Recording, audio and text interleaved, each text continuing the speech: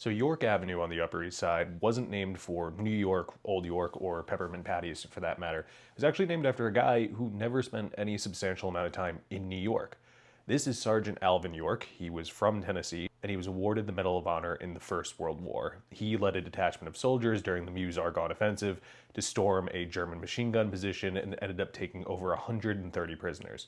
After the war, York would spend a few days in New York as part of a tour, and then would spend the rest of his life in Tennessee. In 1928, the city would name a stretch of Avenue A on the Upper East Side after him. Now, Avenue A got its name because when the Commissioner's Plan of 1811 was laid out, there were parts of the island that jutted out further east than First Avenue. Now, rather than go with negative numbers, they went with letters. So if you go to the East Village today, you'll notice there's a section called Alphabet City because that also juts out further from the island. Same thing on the Upper East Side.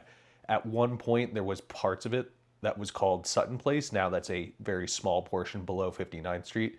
And if you go up into Yorkville, up till this day on York Avenue, you will notice that there are some older buildings that still have a sign that indicates Avenue A. Now you might also realize that York Avenue is in Yorkville.